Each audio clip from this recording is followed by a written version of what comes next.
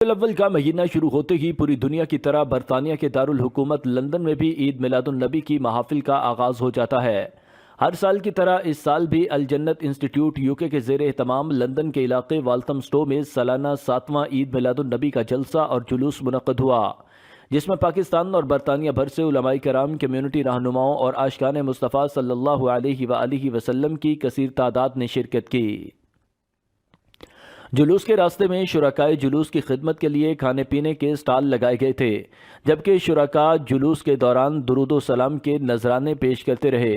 جلوس الجنت انسٹیٹیوٹ سے شروع ہو کر غوثیہ ہال گروو روڈ پر اختتام پذیر ہوا، جہاں پر عظیم الشان عید میلاد النبی کا جلسہ منعقد کیا گیا، جس میں برطانیہ بھر کے جید علماء کرام نے شرکت کی۔ نعت خواں حضرات نے دربار رسالت صلی اللہ علیہ وآلہ وسلم میں گلہائے عقیدت پیش کیے۔